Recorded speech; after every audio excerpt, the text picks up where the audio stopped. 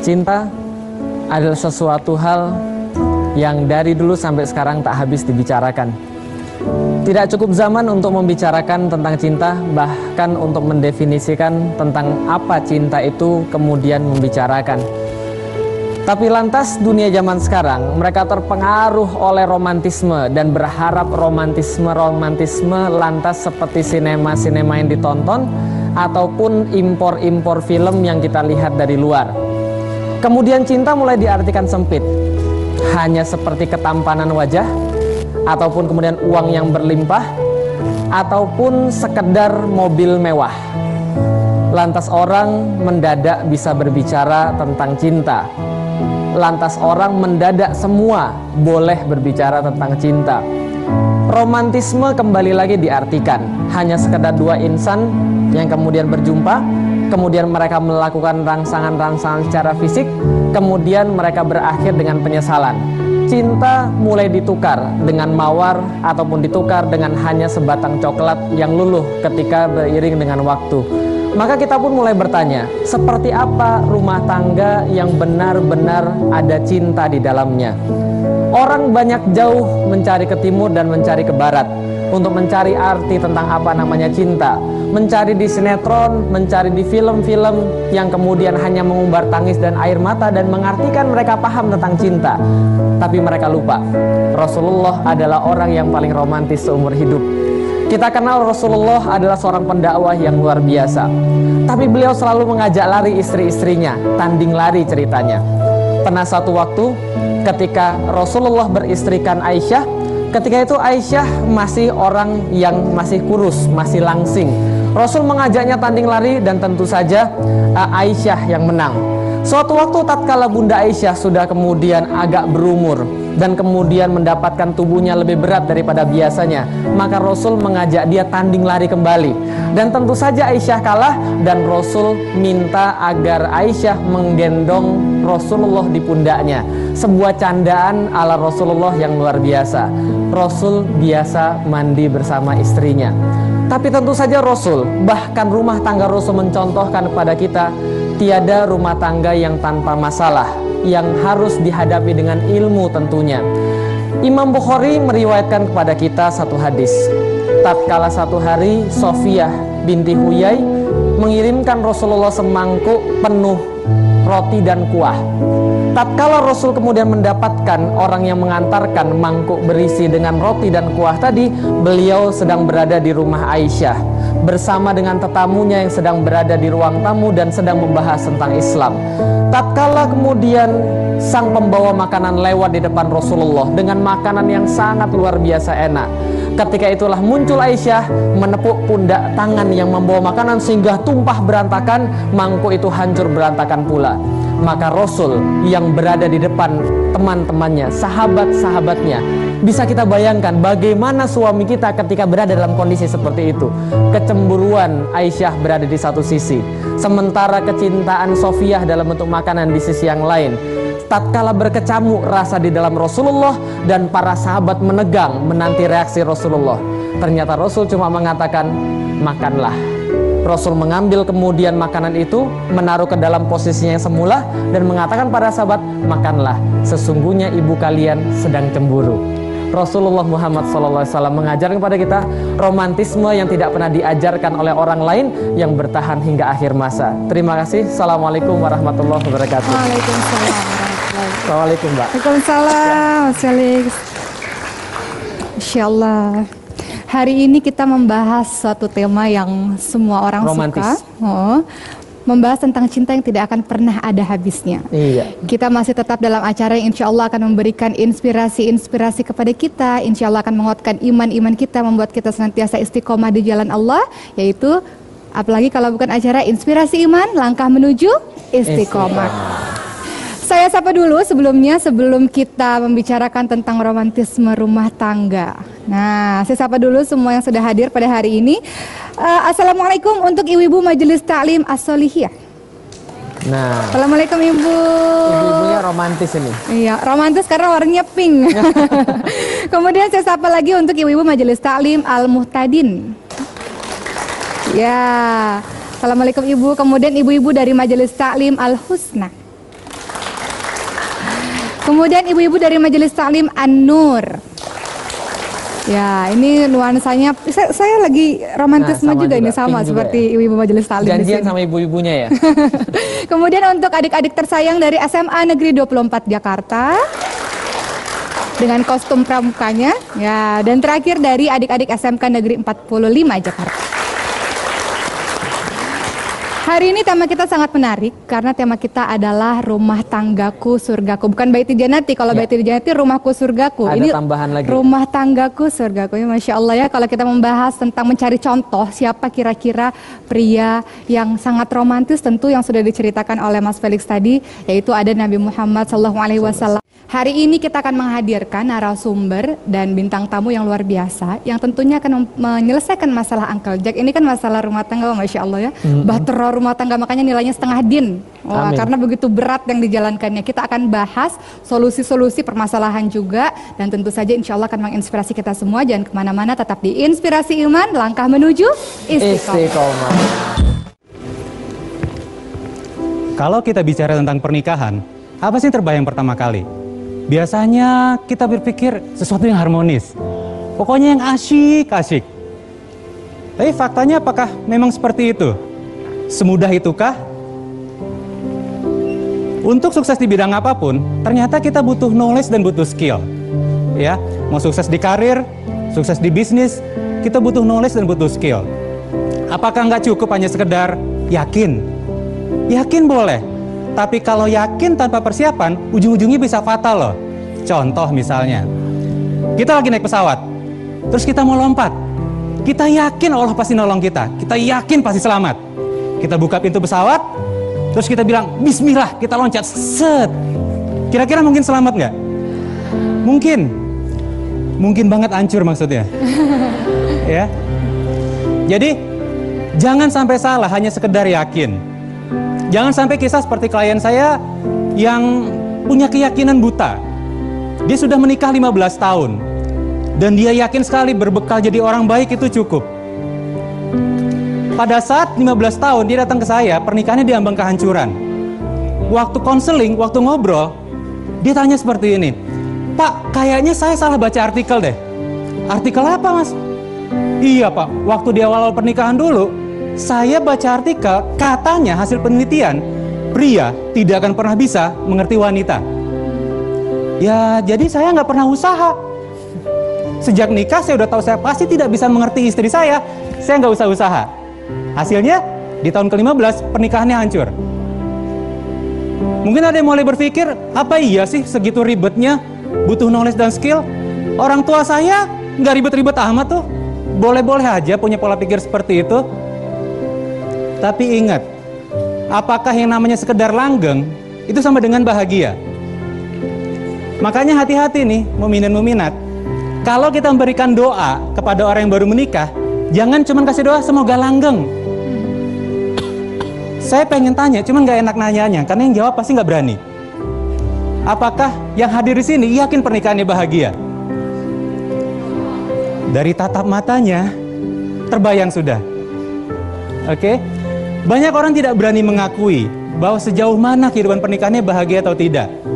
Ya, kebanyakan hanya menjalani saja, ya sudahlah mau diapain lagi. Ternyata untuk menimbulkan rasa cinta, untuk bisa kembali jatuh cinta kepada pasangan, itu butuh perjuangan. Ya, dan untuk apapun itu kita butuh ilmu. Kita boleh pilih, kita lakukan tanpa ilmu, dan terbukti kemudian bismillah, bisa iya bisa tidak, atau secara sengaja kita menambah ilmu kita di bidang pernikahan. Insya Allah hasil bisa lebih baik nantinya.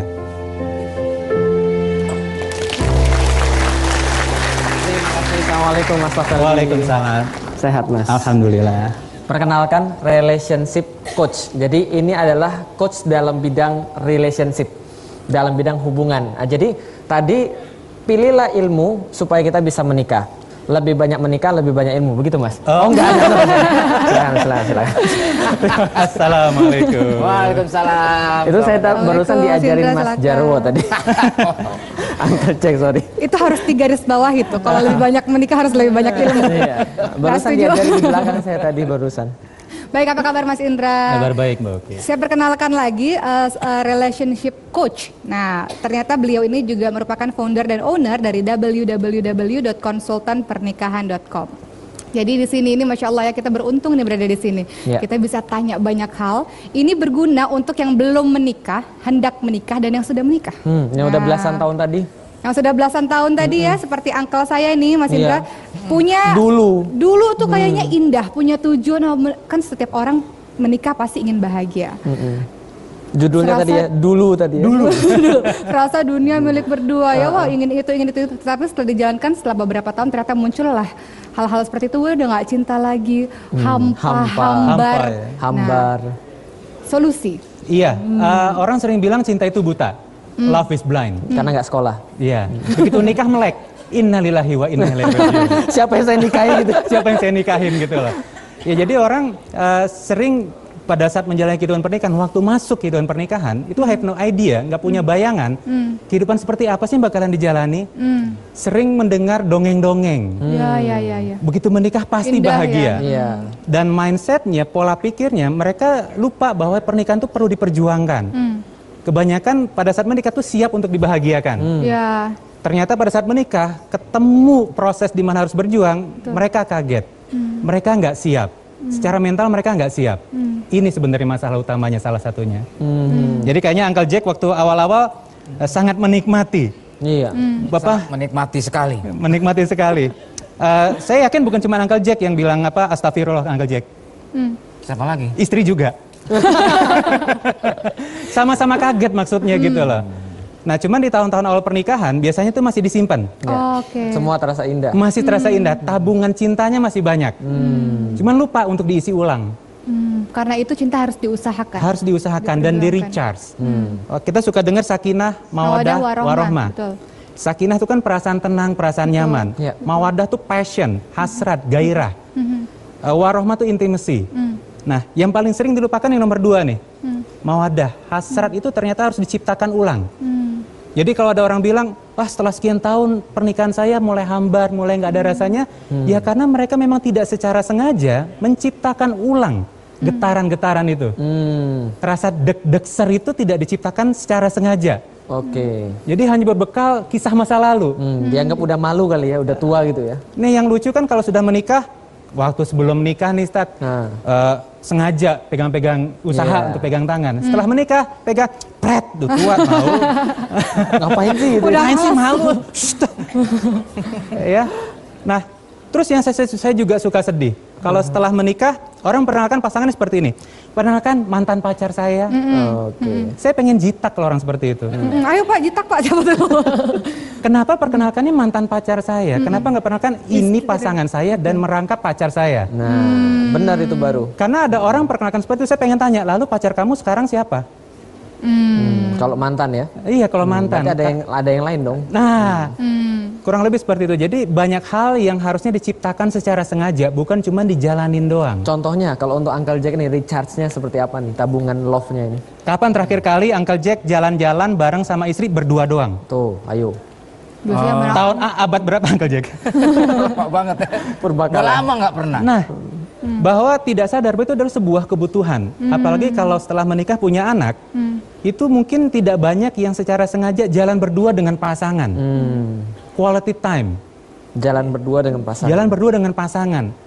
Mungkin kita ngerasa, saya nggak butuh. Oke, kamu nggak butuh. Pasangan kamu butuh nggak kira-kira? Nah akhirnya kebutuhan ini kalau tidak dipenuhi oleh pasangan, kira-kira siapa yang akan masuk, Ustaz? Waduh. Ya, wah, bahaya tuh, bahaya. Kalau pasangannya pengen punya hubungan yang mesra dan kita nggak bisa ngasih, terus ada yang bilang, hai. Ada yang masuk, nah Ada di situ. yang Pada masuk. saat lemah Bahaya. kemudian ada yang masuk. Betul. Nah, Selain itu apalagi kira-kira untuk Uncle Jack nih? Apalagi ya? Nah untuk Uncle Jack tadi bilang, di rumah kok kelihatannya daster doang nih. Ya mungkin pertanyaannya apakah dia juga sudah melihat kita cukup ganteng di rumah gitu loh. feedbacknya ya. Harus bolak-balik. Ngambek dah. Jadi harus secara sengaja, semuanya harus secara sengaja. Dan kegantengan atau kecakapan itu tidak hanya secara fisik. Betul. Energi. Contoh, kita udah capek dari luar. Sampai di rumah, kita pengennya, tolong hibur saya dong. Pijitin. Pijitin. Buatin Padahal yang di minum. rumah juga udah capek nunggu seharian. Apalagi kalau ada seorang suami yang punya pola pikir, kamu kan kerjanya hanya sebagai istri rumah tangga, ibu rumah tangga. Padahal Nggak berat ngapa-ngapain. rumah- Itu ibu bahaya rumah tangga. banget sebuah statement. Betul. Jadi Uncle Jack, kecakapan itu, ketampanan itu nasib. Jadi jangan disesali. Tadi katanya apa lagi? Kayaknya gini, mungkin Uncle Jack ketika pulang atau mungkin banyak yang lain-lain di luar, ketika ada permasalahan di kantornya dibawa ke rumah. Jadi gimana istrinya mau? Iya, kalau setelan mukanya ditekuk terus sampai di rumah, yang di rumah juga ikut bete jadinya. Dan Sebab akibat. yang penting adalah setiap kita kan punya aktivitas di luar. Betul. Harus diingat sampai di rumah kita harus sengaja memberikan energi terbaik buat keluarga kita. Bukan sisa energi. Bukan energi sisa. Betul. Itu yang banyak nggak ngeh. Pengennya saya udah capek di luar, keluarga saya harus membahagiakan saya. Harus melayani. Itu konsepnya adalah taking, ngambil. Padahal dalam sebuah relationship yang benar adalah giving, memberi. Oke, Masya Allah, kita akan membahas banyak lagi tema yang sangat menarik ini, rumah tanggaku, surgaku. Nanti kita akan berbincang lebih banyak lagi.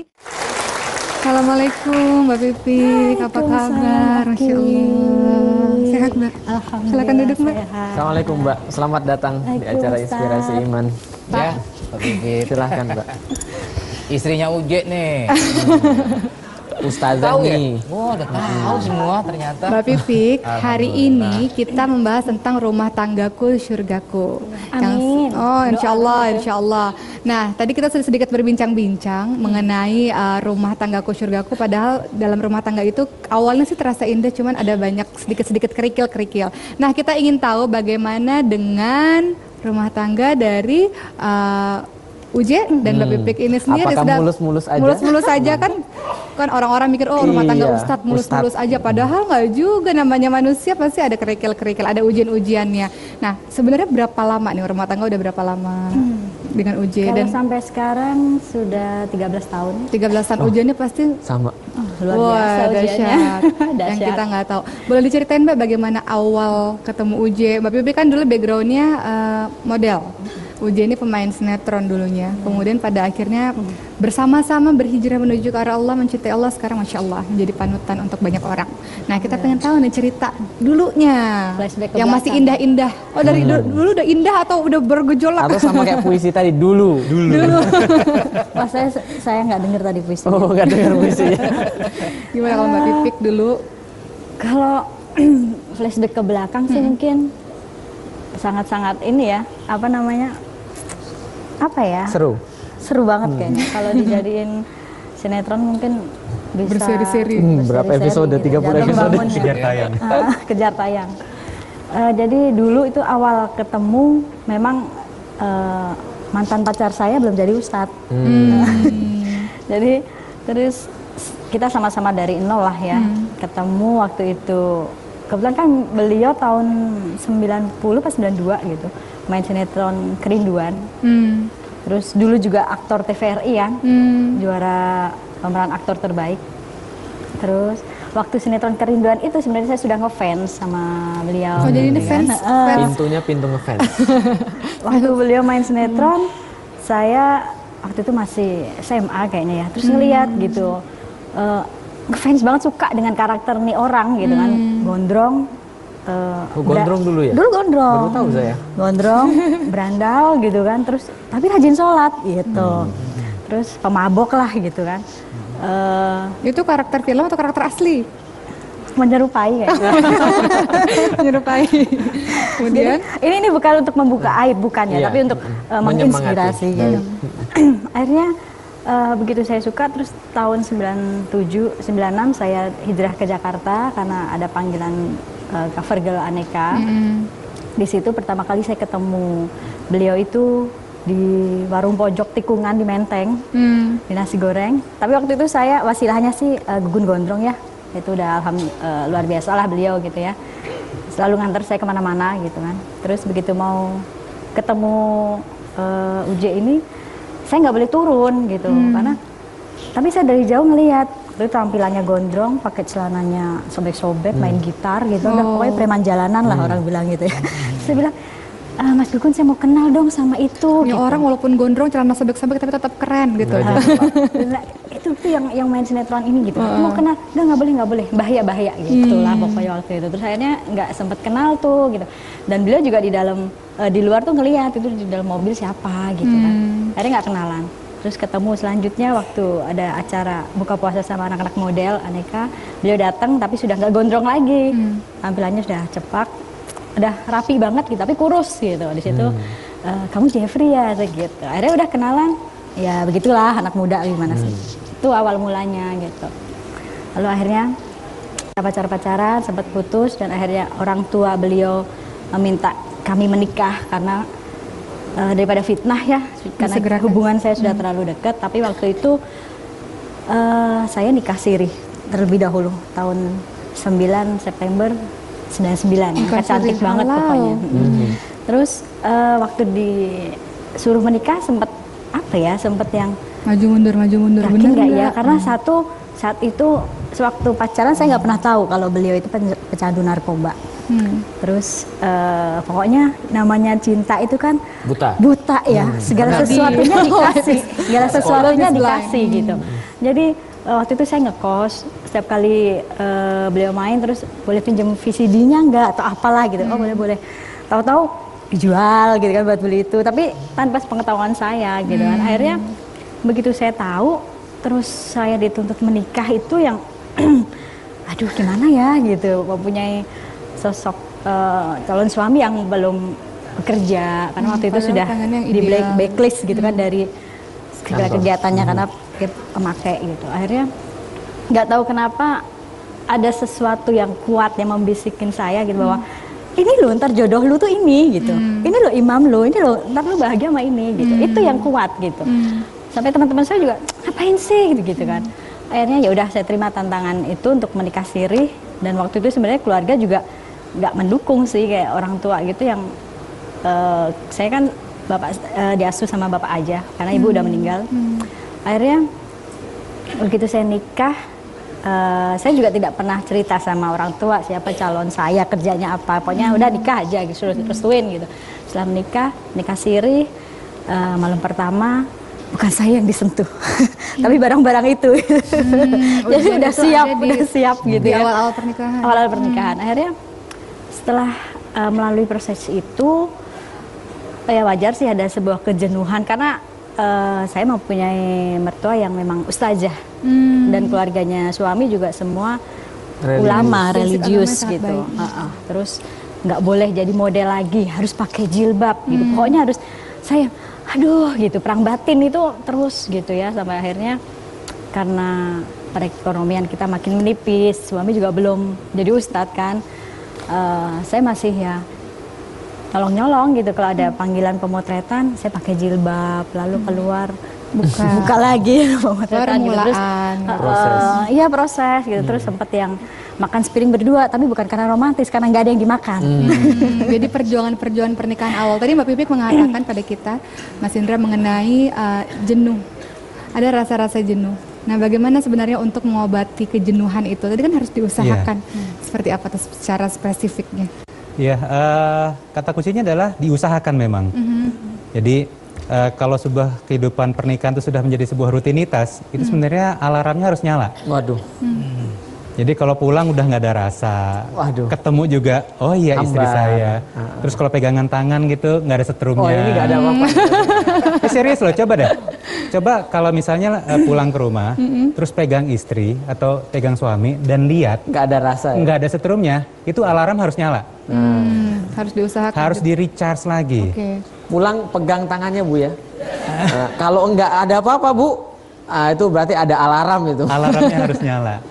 Dan nggak usah bikin sesuatu yang kayak di film-film harus candlelight dinner. Enggak. Sesederhana cuman sesederhana kita makan soto berdua, tapi di niatnya yang beda. Kata kuncinya adalah di niatnya. Niatnya adalah memang secara sengaja untuk membangun kembali kehangatan. Kan inamal amalu biniat tadi ya. Jadi semuanya baliknya ke niat. Kalaupun kita udah sering jalan bareng, tapi niatnya bukan untuk membangun, itu nggak akan terjadi. Atau tapi SMS romantis gitu ya? Itu jenuhnya dulu, Ustadz, sebelum seperti ini. Gitu. Dulu sebelum yang maksudnya suami ya hanya diam di kamar gitu kan, pakai gitu, yang saya yang keluar gitu. Akhirnya ya, tapi saya menemukan sebuah titik yang begitu saya jenuh, saya hanya curhat sama Allah, nggak mungkin saya mengakhiri rumah tangga saya karena saya memilih gitu. Akhirnya saya, ya Allah kasih petunjuk saya gitu kan. Lalu saya yakin dengan dalam Al-Quran di surat Al-Baqarah, la yukallifullahu nafsan illa wus'aha, bahwa Allah tidak akan pernah memberikan ujian di luar batas kemampuan hambanya kan. Saya yakin pasti di balik ujian ini Allah akan beri nikmat gitu. Jadi ya udah saya akhiri terus ikutin proses Jadi itu. intinya kalau jenuh, curhatnya jangan sama orang lain, nanti malah benar. Orang lain nanti malah jadi alat. Bahaya, curhatnya sama Allah, sama Bahaya itu. sebaik-baik kekasih, bukan sama orang lain yang memperkeruh suasana. Nanti kita akan bahas lagi lebih lanjut, lebih dalam lagi insya Allah. Kembali lagi dalam acara Inspirasi Iman, langkah menuju Istiqomah. Masya Allah, ibu-ibu sekalian dan juga pemirsa di rumah, mukminin dan mukminat yang berbahagia di rumah. Kita tadi dengar cerita yang luar biasa. Enggak semua orang mendapatkan kesempatan yang sama. Kemudian menikah dengan seseorang yang awalnya tidak ideal. Nanti kita akan bahas coba nanti di segmen yang lain kalau nanti kita menghadirkan Ustadz Jeffrey. Dengan menikah dengan orang yang tidak ideal, kemudian tapi bisa mengambil tanggung jawab, bersabar dan kemudian mengubah keadaan itu semua. Nah kuncinya tadi pada kata-kata bertanggung jawab dengan apa yang dipilih, bukan malah menyalahkan semua keadaan. Mas Noveldi, kalau ada kondisi seperti kan nggak semua orang menghadapi keberuntungan ataupun kemudian usaha yang kuat tadi dilakukan oleh Mbak Pipi tadi. Kebanyakan mungkin di antara kita merasa kemudian putus asa, kemudian malah menyalahkan yang lain, malah memperburuk keadaan. Gimana Mas? Iya, tadi saya sangat senang ya dengan cerita Mbak Pipik tadi. Karena itu adalah kata kuncinya adalah bertanggung jawab, bukan menyalahkan. Mengambil tanggung jawab dan saya akan perbaiki ini. Karena seperti yang Ustadz Felix bilang tadi, tidak semua dari kita pada saat menikah dapat pangeran atau dapat putri yang udah sempurna. Dan memang nggak ada gitu loh. Dalam setiap versinya kita pasti ngeliat kekurangan pasangan kita masing-masing dan pasangan juga akan ngeliat kekurangan kita masing-masing. Yang bahaya di sini adalah kalau saat menikah, masing-masing punya prinsip seperti ini. Terima saya apa adanya. Kalau konteksnya Mbak Pipik tadi, berarti Mbak Pipik harus terima Ustadz Jeffrey apa adanya sampai mati. Wah, bahaya tetap narkoba, tetap minum, tetap apa sampai mati. Karena konsep terima saya apa adanya ini terdengar indah. Wah, kalau apa? I love you just the way you are. Iya. Di film doang. Di film doang. Nah, ada makna tersembunyi dari konsep terima saya apa adanya. Kalau apa adanya, skornya memang 9. Saleh, baik, harmonis, hangat, bertanggung jawab, dewasa. Mantap. Skornya 9. Kayak malaikat. Pasangan kita kan dengan senang hati terima kita apa adanya, bener nggak? Betul. Tapi kalau apa adanya kita, itu tadi, pakai drugs, mabok, kasar, main tangan, nggak bertanggung jawab, egois, pemenang sendiri, skornya -3. Siapa yang mau terima apa adanya? Kalau yang pria bilang terima apa adanya, kondisinya -3. Yang wanita minta apa adanya juga -3. Terus yang mau terima siapa? Nah konsep ini agak bahaya gitu dari pakai dalam sebuah relationship. Terus kalau nggak bisa terima apa adanya, berarti kita harus paksa dia berubah. Bukan itu juga jawabannya. Yang benar adalah dua-duanya tumbuh ke arah yang lebih baik. Nah dengar kata berubah, dengar kata tumbuh, itu banyak orang yang takut. Kalau berubah artinya saya jadi orang lain dong. Nah ini persepsinya harus kita bereskan dulu gitu loh. Bahwa berubah itu bukan menjadi orang lain, tapi berubah menjadi diri kita yang lebih baik. Baik. Kurang lebih gitu kali Ustaz. Jadi kalau sebelum orang itu menikah, itu kan ada pilihan banyak. Betul. Memantaskan diri. Tapi ini yang sudah menikah ini. Iya. Nah, jadi harus kemudian berusaha ya. Iya. Jadi kira-kira kalau begitu. ternyata kita dikasih rezeki sama Allah pasangan kita. Contoh saya deh paling sederhana. Sebelum menikah kan punya bayangan nih, wah punya calon istri, wah listnya udah panjang nih. Begitu menikah kan kayaknya pas nih gitu kan. Tapi tetap aja begitu nikah kan love is blind. Begitu nikah, iya seperti ini gitu loh. So apa yang harus kita lakukan? Yang harus kita lakukan adalah menuntun dia untuk tumbuh, bukan menuntut. Menuntun bukan menuntut. Jadi kita bantu dia untuk tumbuh. Nah gimana caranya? Satu-satunya cara untuk bisa membuat pasangan kita mau berubah adalah kitanya dulu berubah. Kita beri contoh, kita kasih lihat dulu kita seperti apa, sekarang kita seperti apa. Karena itu satu-satunya cara untuk membuat pasangan kita mau berubah. Bahasa tindakan. Karena tidak ada yang suka dipaksa, apalagi diintimidasi. Bahkan diancam. Apalagi kalau ngomong, kalau kamu nggak berubah, azab tuh lebih ini. Waduh. Belum apa-apa udah. Ini serius, dan banyak yang seperti itu. Jadi saya suka bilang, banyak dalam sebuah relationship, itu yang perilakunya seperti pahlawan pembela kebenaran. Ya, Dia bawa semua ayat segala macam. Sebenarnya tidak ada yang salah dengan ayatnya, tapi cara penyampaiannya. Ya, ya, ya. Santun harusnya. Bahkan Rasul pun juga cara penyampaiannya sangat santun gitu loh. Tidak ada ngancem-ngancem sama pasangan gitu kan. Nah ini banyak yang nggak ngeh.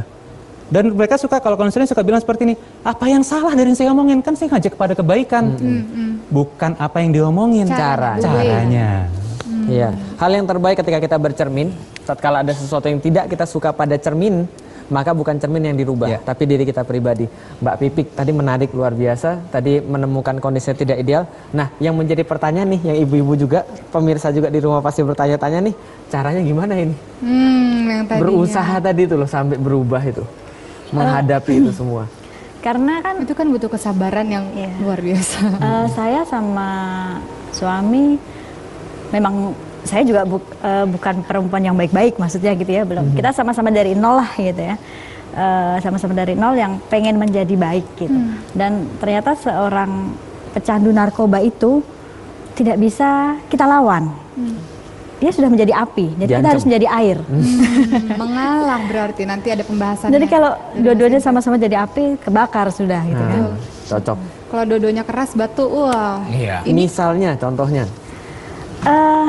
Pernah saya mencoba untuk menyuruh berhenti, tapi beliau malah marah karena udah deh urusinnya ya seperti itulah pokoknya gitu ya. Jadi ternyata seorang pecandu itu nggak bisa kita paksa. Jadi biarkan dia berproses dengan akhirnya mengurangi kadar pemakaian gitu, karena ternyata zat aktif itu sudah bercampur dengan darah yang akhirnya mengakibatkan emosional gitu. Nah, Mas Indra tadi kan mengatakan bahwa harus ada salah satu yang mengalah. Kalau dua-duanya sama-sama Kekeh, sama-sama keras ya nggak akan bisa. adu banteng. Nah ini ada Adem sesuatu ayem yang itu menarik gimana tentang tuh? konsep mengalah.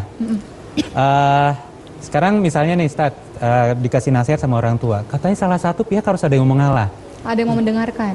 Enggak, mengalah, kata kunci yang sering dipakai adalah mengalah. Ustadz siap untuk mengalah 40 tahun ke depan? Kayaknya enggak deh. Nah, berarti nasihat itu benar nggak? Mengalah, itu seperti par yang ditekan. Suatu saat dia akan nendang balik.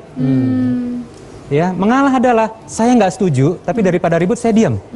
Itu mengalah. Itu banyak yang terjadi, banyak orang melakukan itu. Banyak, akhirnya apa? Meledak pasti. Oke. Entah meledaknya frontal, keluar ribut, atau meledaknya ke dalam, Bunuh penyakit diri. fisik. Ya. Jadi yang harus dilakukan. Nah berarti, wah kalau gitu nggak boleh ngalah. Akhirnya bukan itu juga, bukan diajak ribut pasangannya. Ngalah nggak boleh, ngajak ribut jangan. Berarti apa? Kita belajar mengerti seperti yang Mbak Pipik lakukan tadi. Kita ngerti, ini lagi sakit ini. Jangan ikut perilaku kita kayak orang sakit juga. Kita ngerti, bukan berarti setuju. Mbak Pipik tidak setuju. Jadi kita ngerti bahwa dia dalam kondisi seperti itu. Oke, tapi bukan menerima dia seperti itu. Ya itu bedanya antara mengalah dengan Jadi mengerti. bukan mengalah tapi harus mengerti. Belajar mengerti. Mengerti berarti kita menyesuaikan dengan kondisi seperti itu dan kita pengen tarik dia mau kemana nih.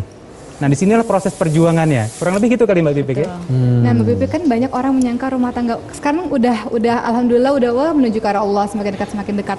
Tapi kan orang nggak tahu sebenarnya ada konflik-konflik juga. Nah, sekarang kalau dulu kan cara menyelesaikannya mencoba untuk mengerti, biarkan berproses dulu. Kalau sekarang kan bagaimana nih cara menangani kalau ada konflik-konflik dengan pemahaman yang sudah lebih baik, ilmu yang sudah lebih banyak seperti itu, pengalaman yang sudah lebih banyak juga seperti apa? Kalau mungkin dulu keegoisan itu masih ada ya, karena mungkin satu muda. yang masih muda, masih belum punya pengalaman, satu sama lain masih ego gitu kan.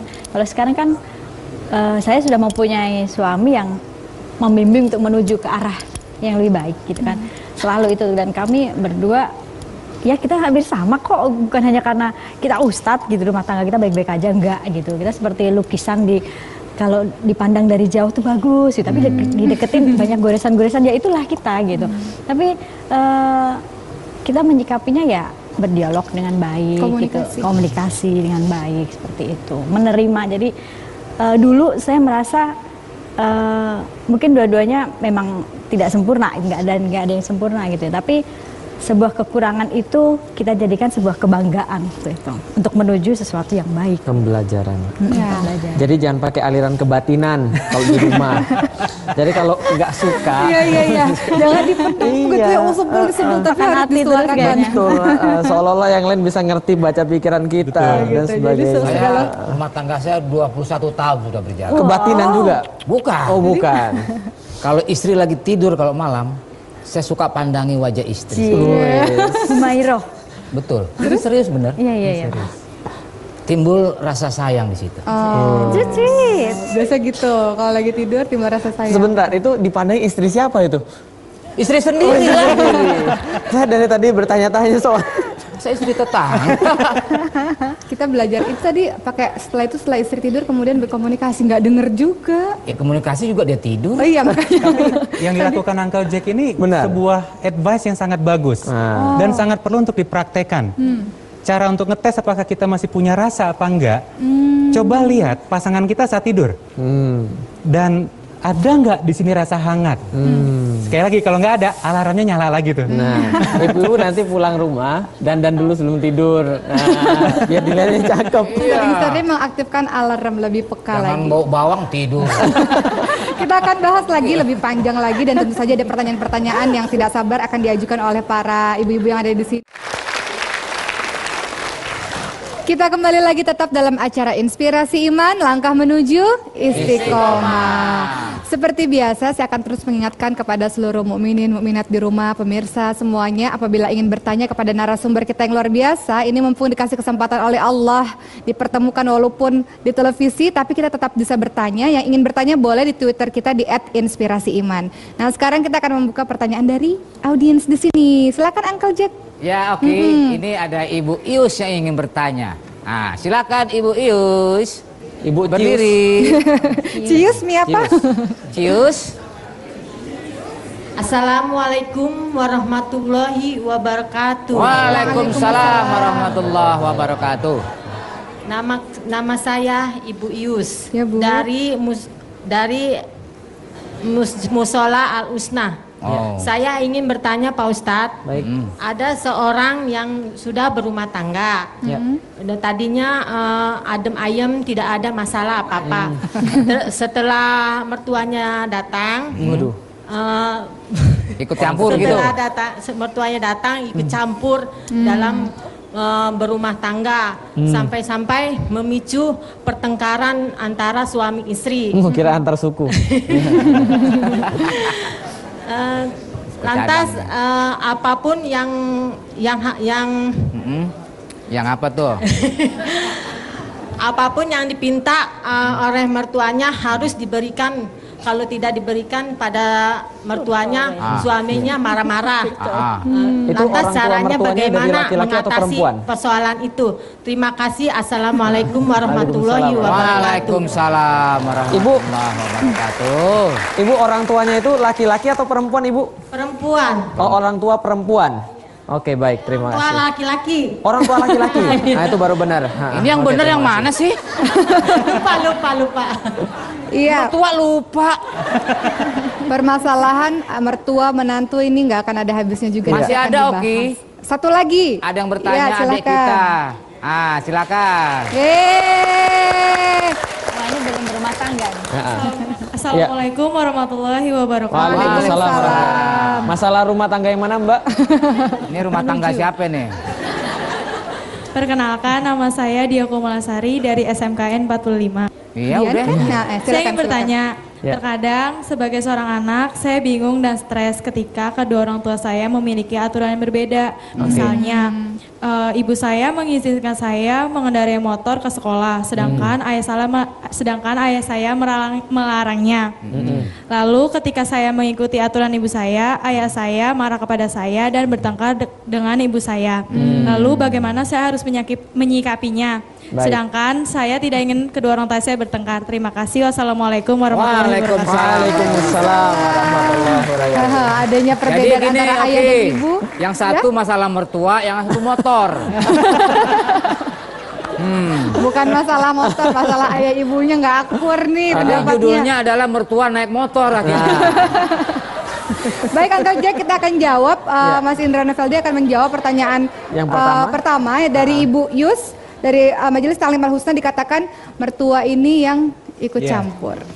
Bagaimana solusinya? Ya, masalah mertua ini nggak akan ada habis-habisnya. Betul. Iya, betul. Dalam setelah menikah, harusnya konsep mertua ini udah nggak boleh ada. Tidak ada orang tua saya, orang tua kamu. Betul. Adalah orang tua kita. Ya. Dan yang sering terjadi juga pada saat menikah itu ngambil posisi. Jangan colek keluarga saya. Itu yang nggak boleh. Ya, jangan pernah ngambil posisi. Kalau saya bicarakan keluarga, dia bicarakan keluarga saya, artinya nyolek harga diri saya. Ya, itu yang bahaya dalam sebuah relationship. Nah, gimana cara mengatasinya? Nah, ini nggak mudah. Harus menyamakan bahasa dengan pasangan. Dari awal sudah sama-sama tahu, harus berani ngelihat bahwa orang tua kita nggak sempurna. Orang tua dia juga nggak sempurna. Ada ketidakcocokan pastinya. Kata kuncinya adalah menghadapi mertua. Kata kuncinya adalah si suami dan istri harus sangat-sangat solid. Betul. Ya, nggak boleh giliran ada masalah dengan orang tua, terus pasangan tuh lo hadapin. Kau pilih aku atau ibumu. Nah, jangan pernah meminta pasangan kita untuk memilih kita atau orang tua kita. Betul. Itu bukan pilihan, itu dosa. Betul. Jadi jangan pernah membuat pasangan kita harus milih kita atau orang tuanya. Dikonfrontasikan. Dikonfrontasikan. Jangan pernah. Ini kan indahnya. Prakteknya mah babak belur. Prakteknya perjuangan yang luar biasa. Iya, jadi kalau ngejawab Ibu Ius tadi, itu masalahnya itu sudah tercipta cukup lama sebenarnya. Dan memang tidak ada jawaban instan untuk ini. Ya. Harus mau berjuang dua-duanya. Baik. Ini berdua nih harus kompak, harus solid. Jadi mertua sebenarnya bukan masalah utama. Masalah utamanya ada di berdua di sini sebenarnya. Betul. Ya. Kalau gitu saya kebagian menjawab yang kedua. Tapi sebelumnya kemudian saya tambahkan sedikit yang pertama. Kalau filosofi pohon pisang tuh baru bisa gede kalau dia pisah sama kemudian pohon yang di awalnya.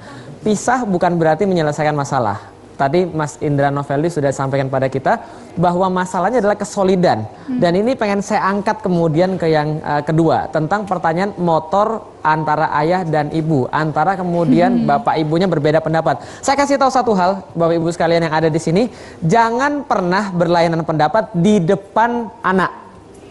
Ini hukumnya ini adalah haram banget dalam relationship rumah tangga. Karena kenapa? Ini jadi contoh buruk banget. Jadi contoh yang sangat buruk bagi anak. Kalau mau berantem tentang boleh atau ndaknya anak mengendari motor, itu di dalam kamar. Bukan konsumsi publik. Bukan konsumsi anak-anak. Jadi harus solid di antara orang tuanya. Nah, ini yang penting. Karena kalau terjadi komunikasi, terjadi kemudian saling tukar pendapat, kenapa yang boleh, kenapa nggak boleh, selesaikan malam-malam di kamar. Jangan kemudian diobrolkan di luar. Nah, jadi kalau kemudian kita jadi anak-anak, lalu seperti apa? Kalau terjadi seperti itu, maka sampaikan pada mereka, ini bukan konsumsi saya. Silahkan selesaikan dulu berdua, nanti kasih tahu ke saya bagaimana pendapatnya. Yang terjadi kan kadang-kadang nggak begitu. Ketika sudah berantem, ibunya bilang, kasih tahu tuh bapakmu. Gitu kan ya? Jadi anak jadi kurir nih, jadi merpati pos. Ibunya bilang, kasih tahu bapakmu. Datang lagi ke bapaknya, datang lagi ke ibunya. Bapak ibunya nggak ngomong-ngobrol berdua. Nah, karena itu komunikasi ini penting. Solid di antara berdua suami istri, tentukan siapa yang buat keputusan dan yang lainnya kemudian harus mengerti keputusan ini dibuat seperti apa. Dan bukan tidak boleh komplain, boleh, tapi bukan di depan anak. Nah, itu jawabannya. Nah, jadi sampaikan pada mereka, mudah-mudahan mereka nonton. Masya Allah. Uncle Jack, ya. Ini ada pertanyaan lewat Twitter dikirim titipan dari Kalau Twitter pakai surat. mertuanya Mbak ditulis Ius. lagi ya. Ya. Pakai Baik. motor tadi itu nganter. Pertanyaan dari @Alvania Sasi bertanya, wah ini saya bacanya juga udah ini nih. Suami bermuka dua. Waduh. Wah. Two face. Kalau ada maunya baik. Kalau saya yang ada maunya dia tega-teganya. Waduh. How? Nah. Atau kalau ada keluarga baik, giliran udah berdua aja udah kelihatan dicueknya. Muka dua gimana itu? Iya, kalau sudah sampai seperti itu masalahnya cukup besar sebenarnya. Ya, berarti memang sudah tidak ada kenyamanan di antara mereka berdua. Jadi kalau kita mau tanya problemnya apa, wah itu banyak yang harus digali di situ. Dan salah satunya juga bisa karena mungkin latar belakang si pasangan, bisa suami, bisa istri. Kalau, nah balik lagi tentang orang tua nih tadi. Kalau seorang anak dibesarkan dari keluarga yang disharmoni, yang kenceng-kencengan, yang ribut, yang bermasalah, atau malah broken home, kemungkinan besar setelah dia menikah, dia akan mengulang pola yang sama. Dan ini bukan sebuah kutukan atau sebuah dari urusan genetik, ya. Keturunan. Bukan keturunan, memang nasibnya dari orang, enggak. Tapi karena itulah yang dia rekam semasa dia kecil, masuk ke rekaman alam bawah sadarnya. Bukannya malah pengen menjadi tidak akan mengulang seperti orang tuanya lakukan? Nah, Bukan tidak banyak yang seperti itu. Banyak yang bilang, saya nggak suka sama perilaku bapak saya misalnya. Tapi itu ternyata masih koma. Kalau hanya sekedar sampai di taraf tidak suka, tapi dia tidak secara sengaja merubah programming alam bawah sadarnya, setelah dia nikah, tiba-tiba dia jadi seperti bapaknya. Dan banyak kasus dalam konseling, begitu saya ajak ngobrol, saya gali segala macam, saya cari tahu tentang latar belakang orang tuanya, faktanya seringkali mengejutkan. Dia jadi orang yang dia benci. Oke. Walaupun ini tidak bisa digeneralisir, tapi Ya. sebagian besar seperti itu. Ya, ini karena memang faktor apa yang dia rekam, apa yang dia ingat dan masuk ke rekaman alam bawah sadar.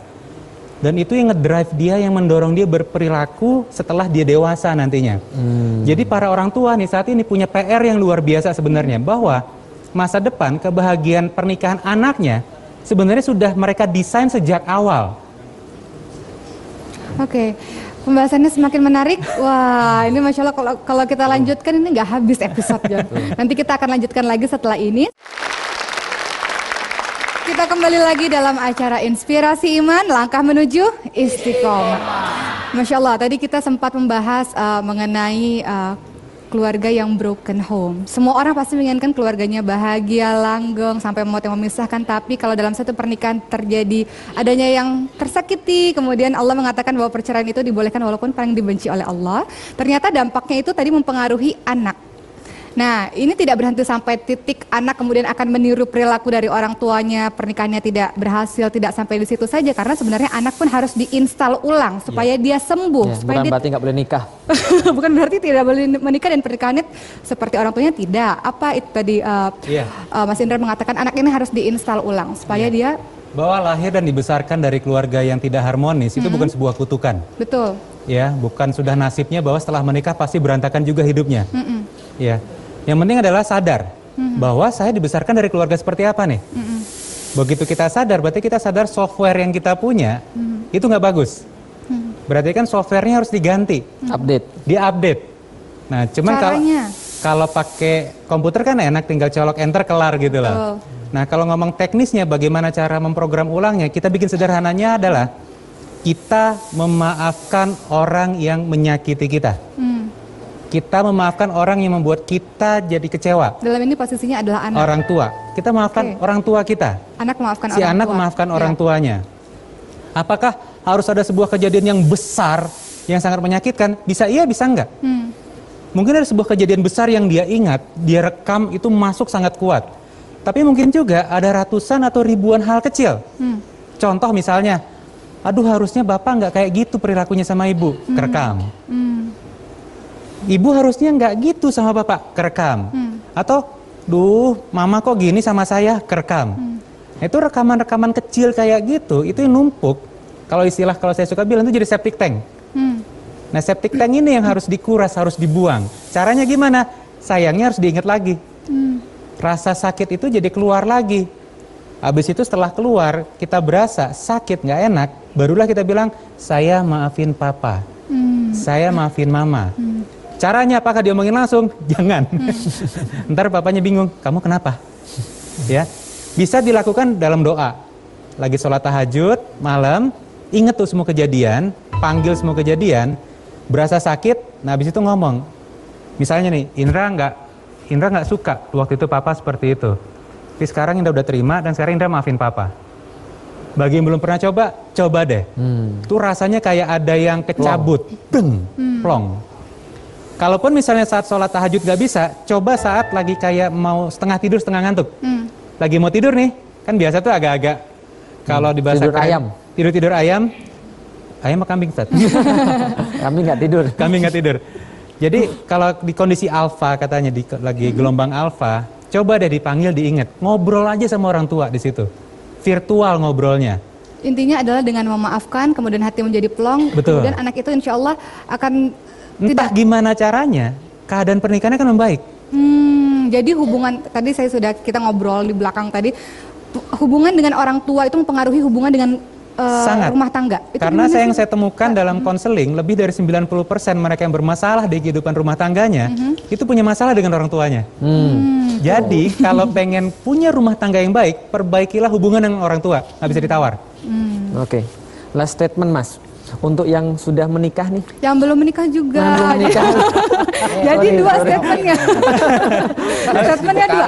Pesan nasihat untuk yang belum hendak Oke. menikah dengan yang Untuk sudah perlu menikah. dilakukan. Untuk yang belum menikah, jangan anggap remeh yang namanya bibit, bebet, sama bobot. Oke. Ya, jangan pernah punya pola pikir saya tidak peduli dengan masa lalu dia. Hati-hati, masa lalu itu pengaruhnya besar banget ke depan. Oke. Ya, bibit, bebet, bobot. Oke. Bagi yang sudah menikah, udah terlanjur menikah, kan nggak bisa sembarangan ganti, Tat. Betul. Apa yang harus dilakukan? Nomor satu, berani bercermin. Coba berani bertanya, apakah pernikahan saya baik-baik saja? Atau jangan-jangan sebenarnya ada masalah, cuman selama ini kita tutup-tutupin gitu loh. Kalau bahasa ininya kayak kotoran, kita angkat karpetnya, kita taruh di bawah karpet. Ditopengi. Ditopengi, kita tutup-tutupi. Nah, keberanian untuk berani melihat bahwa ternyata di antara kita ada masalah, itu udah satu langkah yang bagus gitu loh. Nah, yang kedua, kalau udah tahu punya masalah, terus apa? Iya, perbaiki. Nah, untuk memperbaiki, kita butuh knowledge, butuh skill. Berarti harus upgrade, menambah ilmu. Yang ketiga, berani bayar harganya. Bayar harganya sayangnya 4 huruf, Mbak. P-A-I-N, pain. Sayangnya dalam berproses itu akan menyakitkan untuk berdua. Kurang lebih gitu sih untuk yang sudah Yeah. menikah. If you pay banana, you get monkey. Yes. Nah ini untuk Mbak Pipik. Mbak Pipik ini kan kalau tidak hanya artis yang diidolakan, Ustadz juga diidolakan nih. Banyak yang mengidolakan Ustadz. Ini kan kalau Aisyah ya kita lihat, cemburunya Masya Allah kepada Rasulullah. Dan Mbak Pipik ini bagaimana cara menghadapi ujian-ujian berupa cemburu itu, dan apa nasihat untuk kita semua untuk bisa menjalankan rumah tangga yang sakinah mawaddah warahmah. Aduh, amin. Amin, insya Allah, insya Allah. Mungkin itu sifat manusiawi ya. Kalau cemburu itu Rasul juga cemburu ya. Jadi saya pikir apalagi sosok suami saya gitu, yang nggak hanya gadis-gadis, nenek-nenek pun juga. Ini nenek-nenek juga termasuk. Semua menggemari gitu. Buat saya mungkin sebuah kebanggaan gitu. Cuman kalau dulu adalah kita saat-saat suami mungkin masih diabu-abukan gitu ya, dialu-alukan gitu, ada rasa cemburu, tapi cemburu yang Membangun. cemburu melek, bukan cemburu buta gitu. Maksudnya ini Ada cemburu, cinta buta, ada cemburu buta. bukan cemburu buta tapi cemburu melek. Jadi kita dialog berdua gitu ya. Terus dan akhirnya saya mencoba ya, gimana seandainya Allah cemburu sama saya gitu. Ternyata saya lebih mencintai sosok suami saya yang fana gitu ya, yang suatu saat diambil, dalam tanda kutip diambil Allah dan diambil yang lain-lain gitu mungkin ya. Tapi akhirnya saya lebih ke situ ya. Saya nggak mau Allah cemburu sama saya terlalu mencintai suami saya yang fana ini. Jadi ya itu tadi, cemburunya nggak membabi buta gitu. Ya, Masya Allah, Alhamdulillah kita juga sudah selesai. Kita sampai pada penghujung acara. Ada kesimpulan yang bisa kita ambil di sini, Mbak Pipi dan juga Mas Indra sudah menunjukkan kepada kita bahwa ada satu hal yang sangat penting, komunikasi, pemahaman di antara dua pasangan suami dan istri. Dan ini sangat mudah sekali dilakukan apabila semuanya dilakukan karena Allah. Catat dua kata ajaib, karena Allah. Maka dengan karena Allah, semua akan jadi lebih mudah. Karena kenapa? Karena Allah semua diringankan oleh Allah, beban semua diambil oleh Allah. Ketika dua cinta itu kemudian berpadu dan Allah yang menjadi penjamin, bukan wajah, bukan harta, maka insya Allah sampai Allah kemudian ada, maka cinta itu akan tetap ada. Lakukan karena Allah. Maka cintai dia karena Allah, maka kita bisa menemukan cinta itu di dalam ruku, di dalam sujud, dalam tilawah Quran, dalam setiap ketaatan dia pada Allah. Maka disitulah kita mencintainya, dan mudah-mudahan Allah menjadikan cinta itu menjadi alasan untuk berbagi di surga. Terima kasih, ini yang bisa kita simpulkan. Nah, sekarang Pak Indra Noveldi, Mas Indra Noveldi akan memberikan buku untuk kita. Ini bukunya, Menikah untuk Bahagia. Iya. Nah, saya pun mempunyai buku untuk para narasumber kita pada untuk tamu-tamu kita pada hari ini, Hijab Amin Love, buku saya. Baik, Boleh saya minta bukunya Mas? Masya Allah. Tukeran buku. Tukeran Mana buku. dulu? Fadal. Yang mana aja? Terima kasih untuk Mbak Pipi. Ya. Terima kasih banyak. Terima kasih. Ini juga ada untuk Mas Noveldi, Oke. satu untuk Mbak Pipi. Terima kasih, semoga manfaat. Ini untuk Pak Jarwo, kasih ya. Oh iya. Buat Baik, saya mengucapkan terima kasih sebesar-besarnya untuk para undangan kita pada hari ini, ibu-ibu dari Majelis Ta'lim As-Solihiyah, ibu-ibu dari Majelis Ta'lim Al-Muhtadin, dari Majelis Ta'lim Al-Husna, Majelis Ta'lim An-Nur, SMA Negeri 24 Jakarta, dan SMK Negeri 45 Jakarta. Saya ingatkan sekali lagi untuk semuanya yang ada di rumah yang ingin bertanya pada narasumber kita yang luar biasa, bisa di Twitter kita di @inspirasiiman. Insya Allah mudah-mudahan setelah mendengar kajian ilmu pada hari ini, kita bisa membangun rumah tangga yang rumah tanggaku, syurgaku insya Allah. Amin, amin,